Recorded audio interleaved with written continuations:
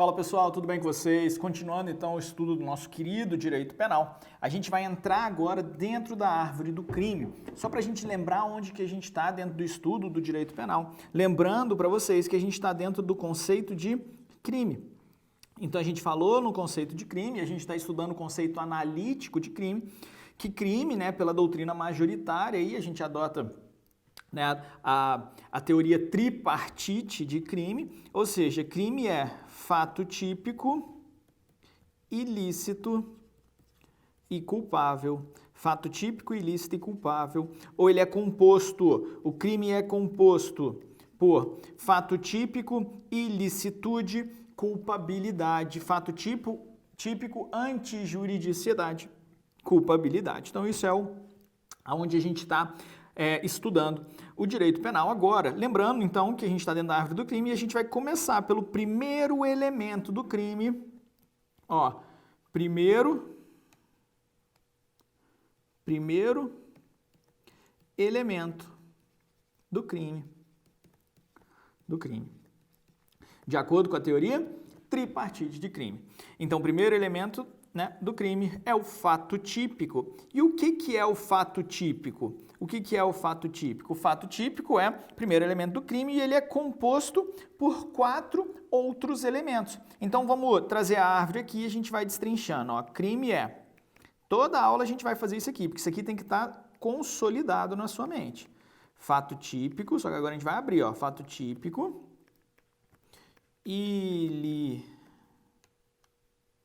ilicitude e culpabilidade. Então, esse é a teoria tripartida de crime. Perfeito, a gente está no estudo do fato típico. Mas o fato típico, o que é? Ó, o fato típico nada mais é do que conduta, resultado,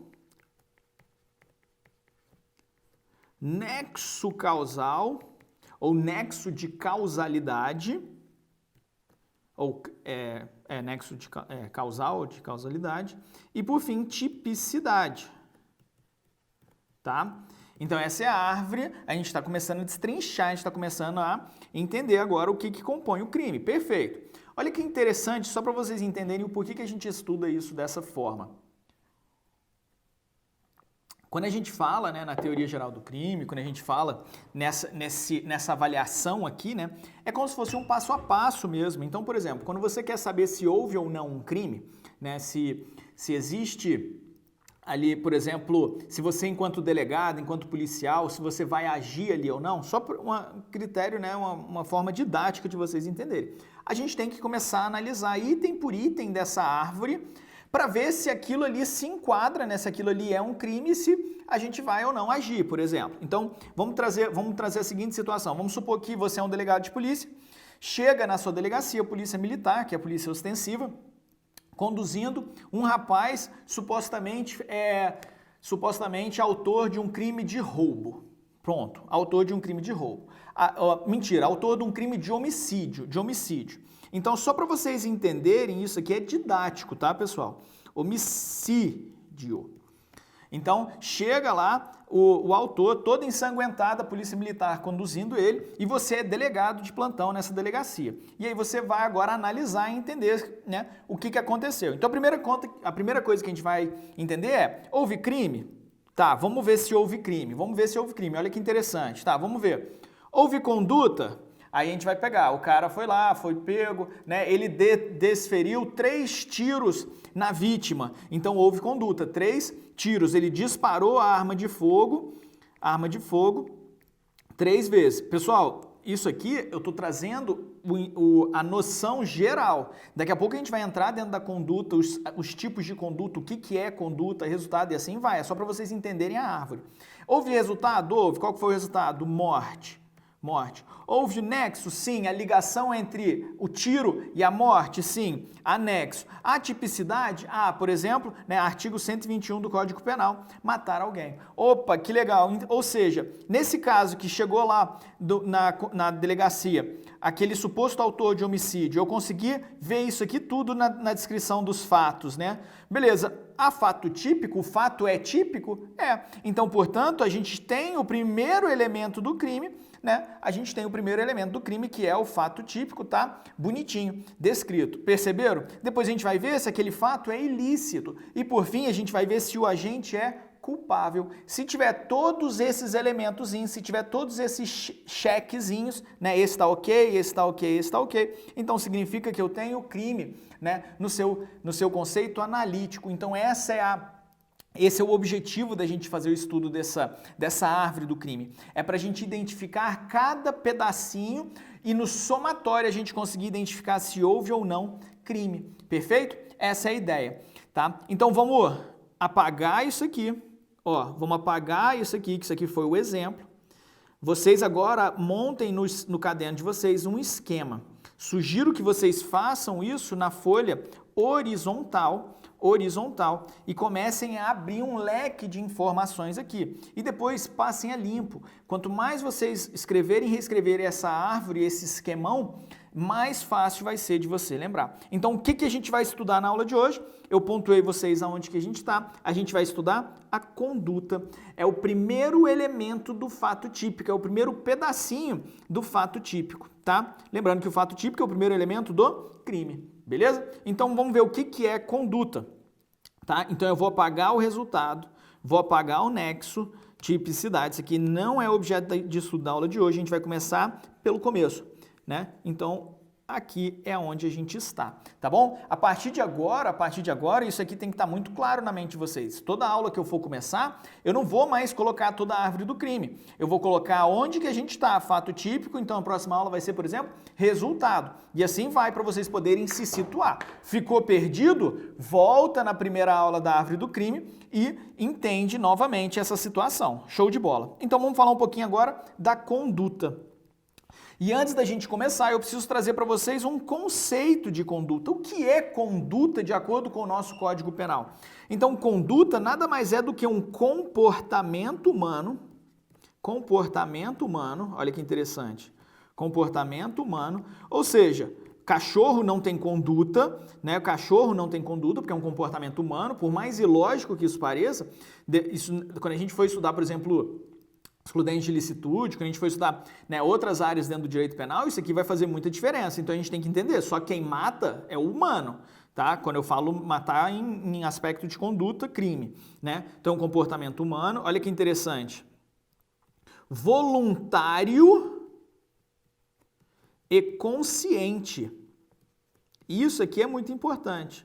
Voluntário e consciente, dirigido a uma finalidade específica, dirigido a uma finalidade específica. Então aqui agora a gente vai fazer algumas observações. Especificar. Esse é o conceito de conduta de acordo com o nosso Código Penal, tá bom?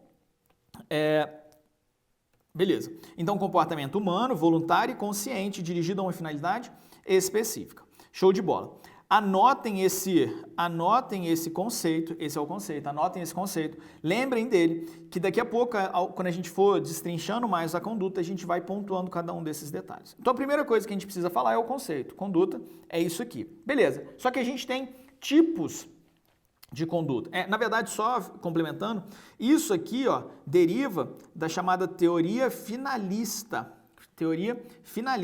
de conduta, tá? Finalista de conduta. Existem várias teorias sobre a conduta, né? Se você for estudar profundamente o direito penal, você vai ver várias teorias que falam sobre a conduta. A teoria que foi adotada pelo nosso Código Penal é a teoria finalista. Então, como é que isso aqui pode vir em prova? De acordo com o Código Penal, adotou-se a teoria finalista de conduta, em que conduta é comportamento humano, voluntário e consciente, dirigido a uma finalidade específica. Item corretíssimo, tá? Então ele pode cobrar assim, ou ele pode ir lá e mudar, de acordo com o Código Penal, adotou-se a teoria, por exemplo, causal.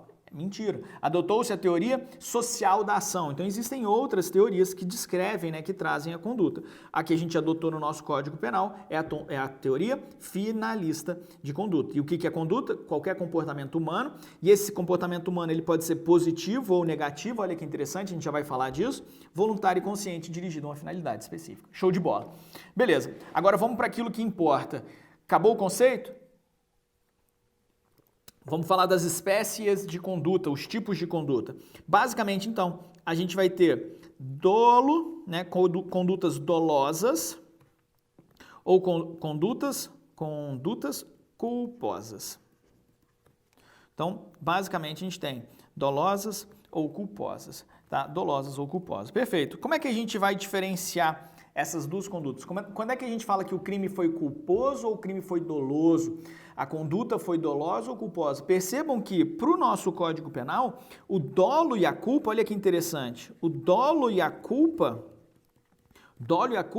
estão fazem parte da conduta e estão dentro do fato típico, tá? Existem algumas teorias que vão falar que o dolo e a culpa fazem parte da culpabilidade. Mas pra gente isso aqui não se aplica, tá? Não é. A gente entende que o dolo e a culpa é aquele elemento subjetivo. Olha que legal.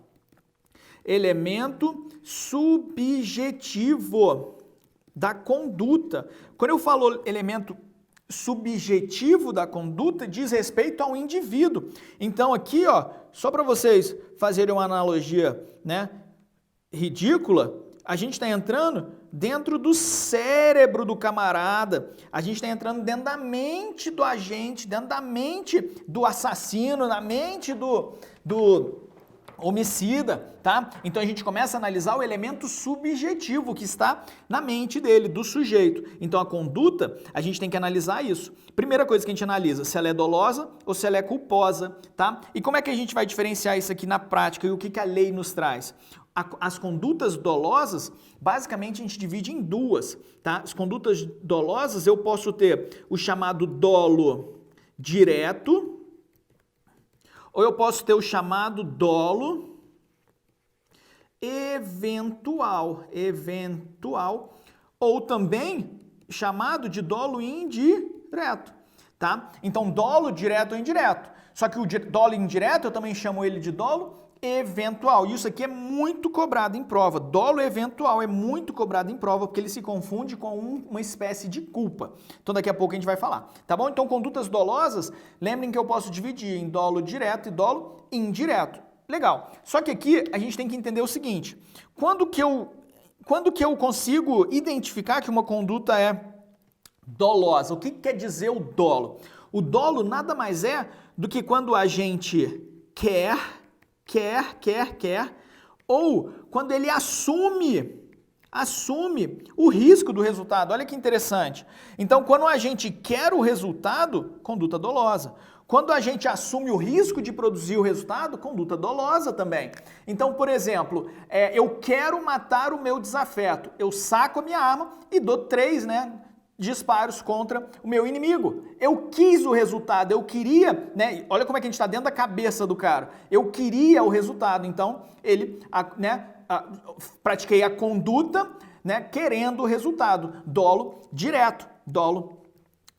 Agora, eu posso assumir o risco do resultado. Por exemplo, eu não quero diretamente a morte daquela pessoa, mas eu tô lá na minha casa, treinando um tiro, por exemplo, e eu sei que tem um vizinho e a minha casa a divisa da minha casa é uma cerca e eu tô lá disparando contra um alvo que está ali pregado na cerca. Eu sei que eu posso acertar o meu vizinho, eu sei que eu posso, mas eu não quero diretamente aquele resultado, Mas ele pode se consumar. Então, se eu matar o meu vizinho, eu assumi o risco de produzir aquele resultado, por isso é uma conduta considerada dolosa. Olha que interessante, dolo indireto, ou também chamado de dolo eventual, tá?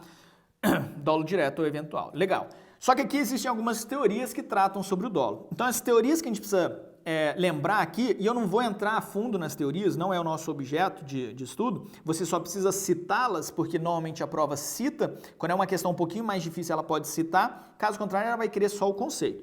Então, qual que é a teoria adotada no dolo direto? É a teoria da vontade. Teoria da vontade, o agente quer o resultado, ele vai lá, pratica uma conduta e consegue o resultado, ou pratica uma conduta com uma finalidade específica. A gente ainda não vai entrar nessa questão de resultado. Beleza, dolo eventual. a gente adota a teoria do assentimento, ou também chamada de teoria do consentimento. Ou seja, eu consinto, como é que fala? Eita, fugiu. Eu assumo o risco, essa é a ideia, né? Então, o consentimento, ele é isso. Eu sei que o resultado pode acontecer, mas eu, né, um pouco me importo com aquilo e eu assumo o resultado. Se ele acontecer, eu serei punido a título de dolo, tá? Crime doloso. Show de bola. Então, essa é a primeira diferenciação que a gente faz. Dolo ou culpa. Como é que eu diferencio a culpa? Na culpa, pessoal, ele não quer nem assume. Então, não existe culpa na situação em que ele assume o risco. Se ele assumir o risco, dolo, não tem como a gente fugir, tá? Agora, a culpa, ela se dá, né, em três situações, de três formas. Se eu agir de forma imprudente, se eu agir de forma negligente, ou se eu agir de forma imperita, através de imperícia. Então, imprudência, negligência ou imperito, tá? Então, as condutas culposas derivam dessa classificação. A culpa deriva da negligência, da imprudência ou da imperícia, tá? E como a gente tem o dolo direto ou indireto, a gente vai ter uma classificação também de culpa. E a gente vai ter a chamada culpa consciente e a gente tem a chamada culpa inconsciente. Então, a gente já está aprofundando. Olha que legal, a gente já estudou muito conceito aqui. Fato típico, primeiro elemento do crime, primeiro pedacinho, primeiro elemento do fato típico, conduta. O que é conduta? Comportamento humano, voluntário e consciente, dirigido a uma finalidade específica. A conduta pode ser dolosa ou culposa. Será dolosa quando o agente quiser o resultado ou assumir o risco de produzir o resultado. Será culposa quando o agente dá causa ao resultado através de imprudência, imperícia ou negligência. Olha que legal. Perfeito. Só que a culpa a gente pode classificar ela como uma culpa consciente ou inconsciente. O que vai diferenciar essa questão de consciente e inconsciente? Até que ponto a gente previu o resultado? Então, por exemplo, na culpa consciente, o resultado é previsto. Ponto. O resultado é previsto. Mentira. Corrijam. O resultado é previsível. Tá? O resultado é previsível. Inconsciente, o resultado também é previsível. Por quê? Porque no direito penal, olha que interessante, só para a gente entender isso aqui, ó. No direito penal, o resultado tem que ser ao menos, para eu punir alguém, tem que ser ao menos previsível. Eu não posso punir alguém previsível.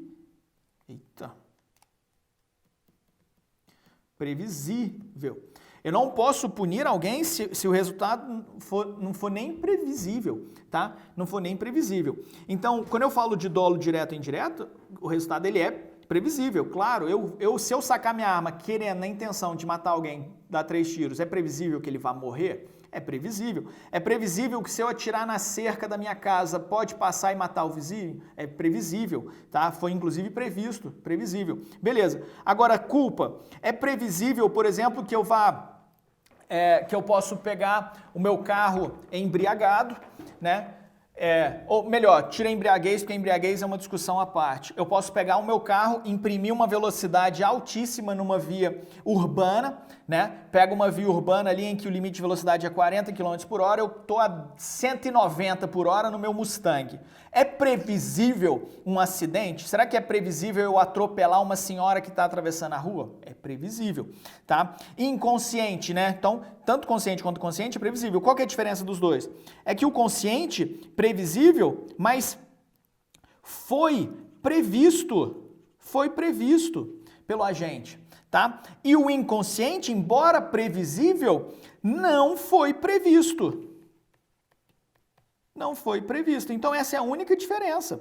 Essa é a única diferença entre a culpa consciente e a culpa inconsciente. Todos os dois são previsíveis. É previsível que você vá atropelar alguém se você entrar numa via urbana, né, e imprimir uma velocidade altíssima, muito incompatível com aquela via. Será que é previsível que vai ter um acidente? Previsível. Será que você previu? Sim, foi previsto. Né? Então, olha como é que é delicado, porque a gente está onde? Dentro da cabeça do sujeito.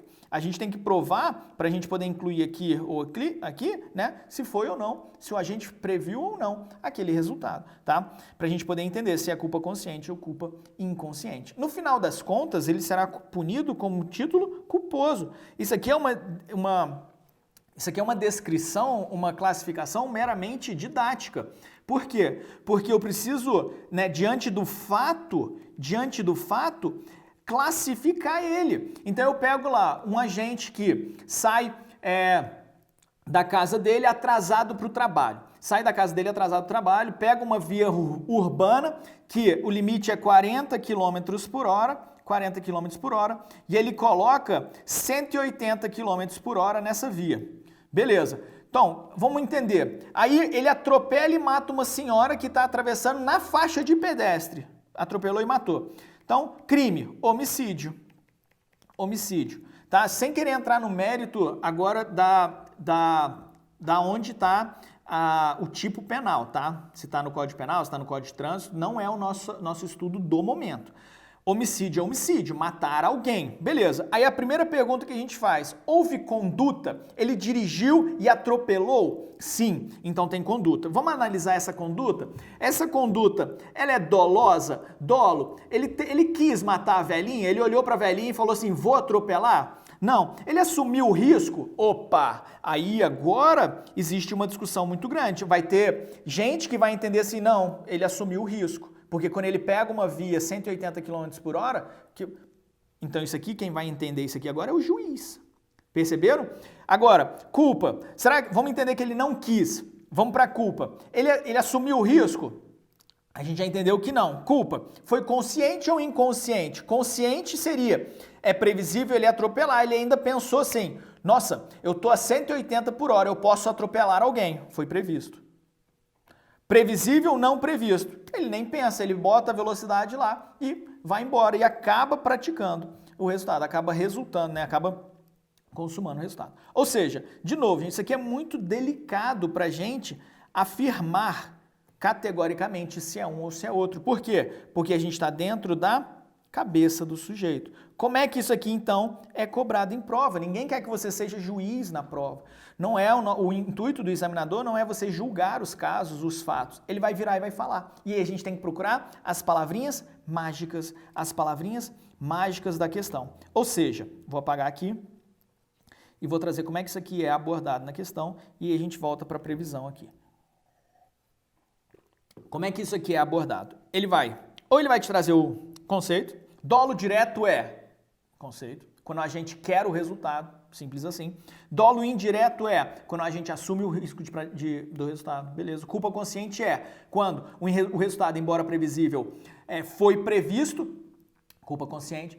O culpa inconsciente, quando o resultado, embora previsível, não foi previsto. Então os conceitos estão aí. Agora, ele pode virar e falar assim, normalmente cai assim, fulano, de 23 anos, pega o carro do pai escondido. Ao sair, imprime velocidade incompatível com a via. Então ele começa a criar uma situação, né, para te perguntar no final, fulano agiu com dolo consciente, com dolo direto, com dolo indireto, culpa consciente, culpa inconsciente. E ele vai te perguntar como é que ele enquadra aqui. Só que a gente tem que achar as palavrinhas mágicas. Quais são as palavrinhas mágicas? Dolo direto, quis o resultado. Fulano, na intenção de matar o seu desafeto, dolo direto. Fulano, querendo o resultado morte, dolo direto, não tem como você discutir com isso. Fulano, embora não querendo diretamente o resultado, assume o seu risco, dolo indireto. Fulano, praticando determinada conduta, assume o risco do resultado morte, dolo indireto, dolo eventual. Perceberam? Então ele tem que trazer. Fulano, não querendo o resultado, não assume o risco, mas age em imprudência, negligência ou imprudência, Culpa. Então, a questão ela vai te trazer as palavrinhas-chave e já vai te direcionar se é culpa consciente, se é dolo eventual. Então, se você sabe, né, essas palavrinhas mágicas aqui, ó, você consegue identificar se a gente está dentro de uma conduta que é dolosa, uma conduta que é culposa. Simples assim, tranquilo? Só para a gente finalizar aqui a questão da previsibilidade do Código Penal, do direito penal, o que eu quero dizer aqui? Todos os resultados, né? Porque isso aqui entra dentro do estudo do resultado, mas a gente só fazendo uma brechinha aqui. Todos os resultados, para que eu puna um agente de acordo com o direito penal, ele tem que ser ao menos previsível, porque não tem como eu punir um agente se o resultado não conseguir nem ser previsível, né, no mundo fático. Então, a ideia aqui é o seguinte: essa previsibilidade, a gente fala que tem que ser uma previsibilidade objetiva, tá? E o que é isso, previsibilidade objetiva? É que não é subjetiva, não é do agente, né? Porque uma coisa pode ser previsível para mim, mas não para você. Então, não é previsível pro agente, mas sim para o senso comum, vamos dizer assim. E aí aqui a gente adota a chamada teoria do homem médio.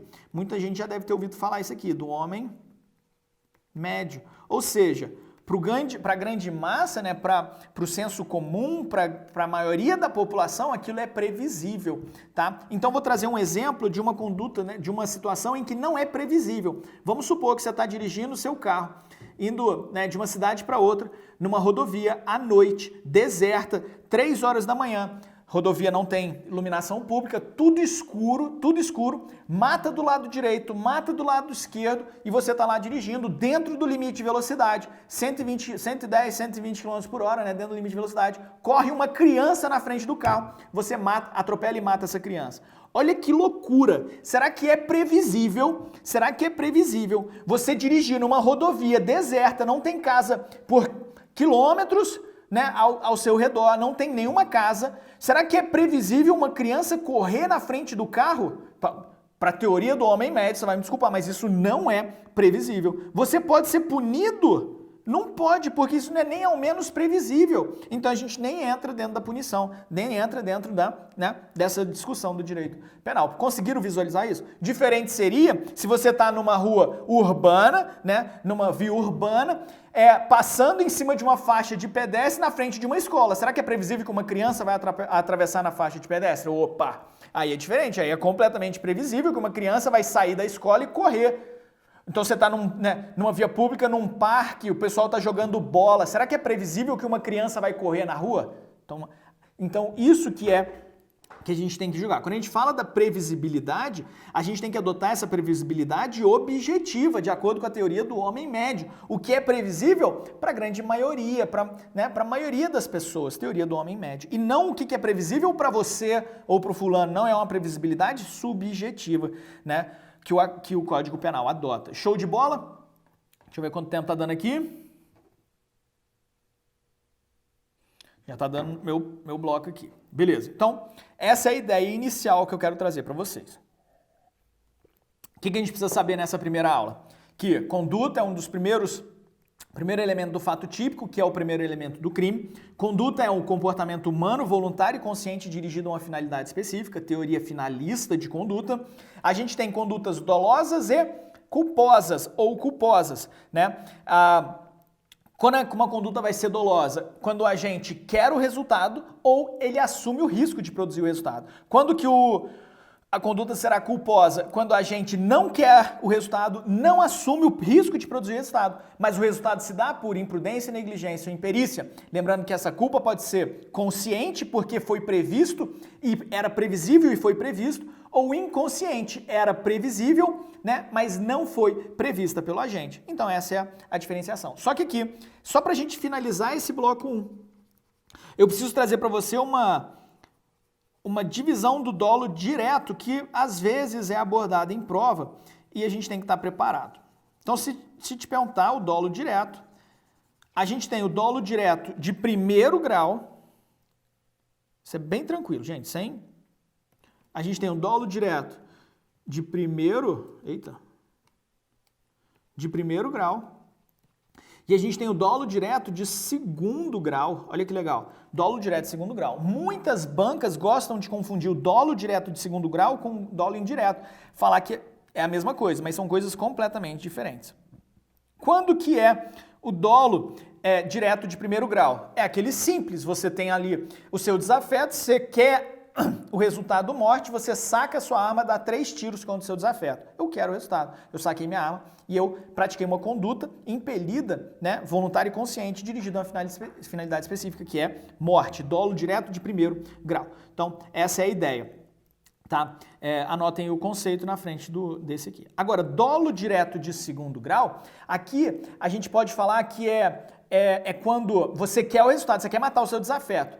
Só que você usa um meio que é, às vezes, até desproporcional, você usa um meio que vai ter resultados que são além daqueles resultados que você tá querendo inicialmente. Por exemplo, vamos supor que você quer matar o seu desafeto, né? Só que para matar o seu desafeto, ao invés de você sacar sua arma e dar 3 tiros nele, não. Você vai plantar uma bomba no ônibus que ele tá. Por exemplo, ele estava fazendo uma viagem intermunicipal, sei lá, e você vai lá e planta uma bomba no ônibus. Ou seja, você vai matar ele.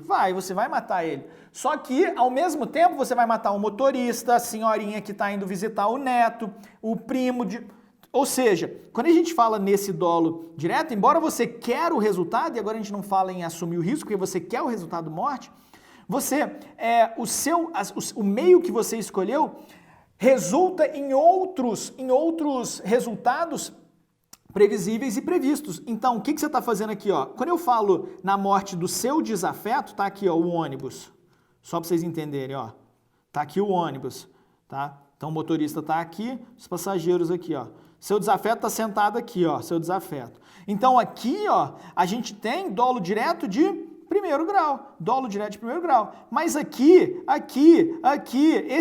esse pessoal todo aqui, ó, isso aqui, dolo direto de segundo grau. Ou também chamado de resultado de consequências necessárias. Pode ser chamado assim também. Show de bola. Então entendemos isso. Então o que a gente estudou hoje? A gente estudou o primeiro elementozinho do fato típico, que é a conduta. Ensinamos agora, acabamos de explicar, o que é o dolo direto de primeiro grau e o dolo direto de segundo grau. Ou também chamado de consequências necessárias. Continua sendo doloso, gente. Não tem essa diferenciação. Continua sendo doloso. Isso é uma diferenciação meramente didática, tá? Para a gente poder incluir o mundo fático dentro do nosso Código Penal. Show de bola? Então, beleza, eu fico por aqui. A aula que vem a gente continua dentro do estudo da conduta. Um grande abraço e até a próxima aula.